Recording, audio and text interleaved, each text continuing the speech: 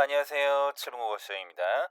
이번 시간에는 단어, 수식, 비교 구문의 중의성을 가지고 있는 문장을 살펴보도록 하겠습니다. 중의성이란 한 문장이 둘 이상의 의미로 해석될 수 있는 것을 이야기하고 이러한 문장을 중의문이라고 합니다. 바른 문장이 되기 위해서는 다양한 의미로 해석되지 않고 하나의 의미만을 드러내는 문장을 구성해야 하겠습니다. 단어의 지시적 의미가 명확하지 않을 때 중의성이 생겨나게 됩니다. 배가 부르다는 표현은 임신이나 포만감의 의미를 동시에 드러내고 정확한 의미를 전달하기 위하여 산모의 배가 부르다라고 교정을 하고 밥을 먹으니 배가 부르다는 문장으로 교정을 하여 정확한 의미를 전달해야 하겠습니다. 수연이는 밤을 좋아한다는 표현에서는 시간 개념어인 밤과 나무 열매를 뜻하는 명사 밤이 혼동되어 쓰이고 있습니다. 첫 번째 교정문에서는 시간 개념으로서의 밤이라는 어휘에 대칭적 의미로서 낮이라는 명사를 첨가하여 비교함으로써 의미를 명확히 하였고, 두 번째 문장에서는 익히다라는 의미를 가지고 있는 수식어를 첨가하여 밤이라는 어휘가 나무 열매의 뜻을 가지고 있음을 명확하게 하였습니다. 꾸미는 말과 꾸밈을 받는 말이 거리가 멀 경우에 애매한 수식 관계가 생겨나게 됩니다. 아담한 교실의 창문을 보았다는 문장에서는 관형어 아담한의 수식의 대상이 뒤에 있는 체언 교실 또는 창문 두 가지로 해석될 수 있습니다. 따라서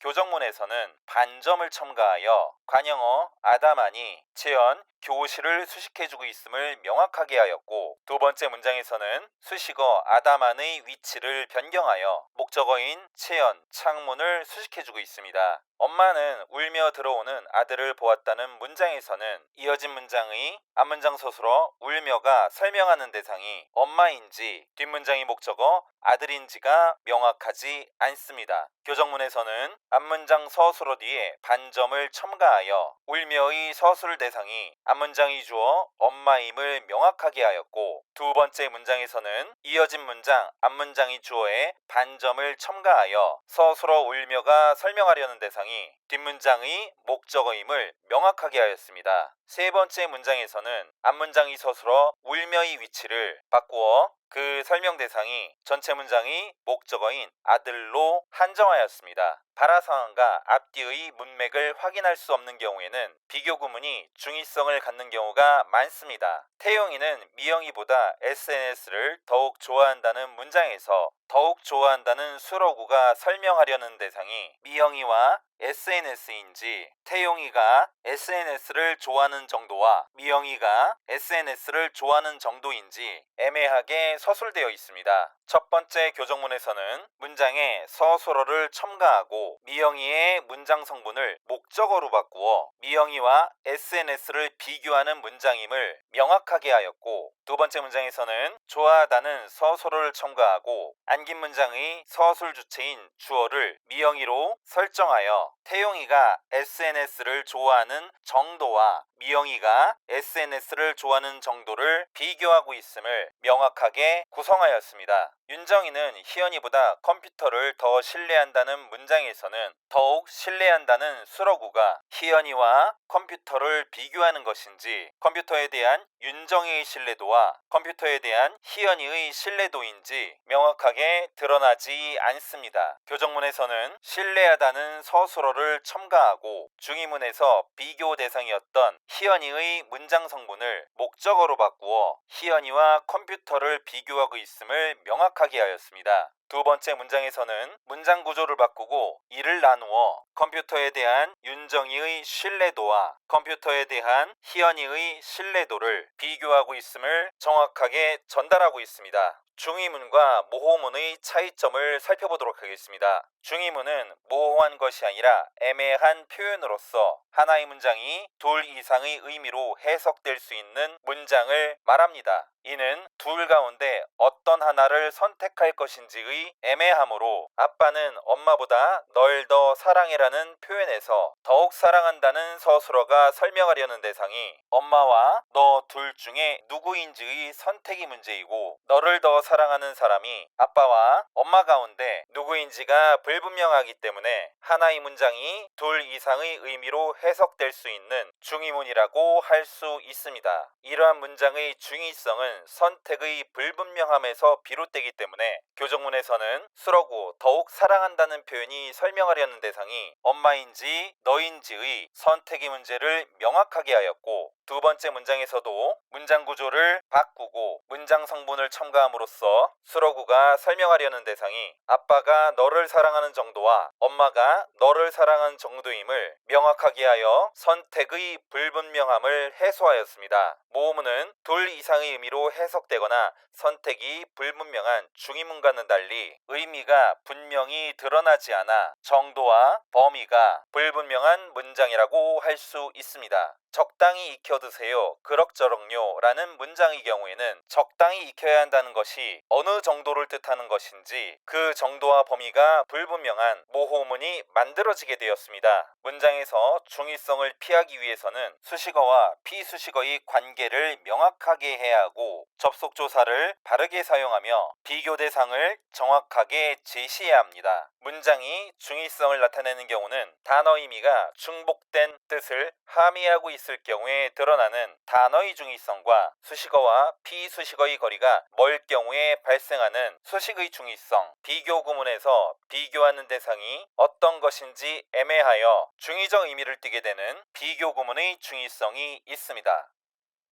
그러면 7분 국어 마치도록 하겠습니다. 안녕.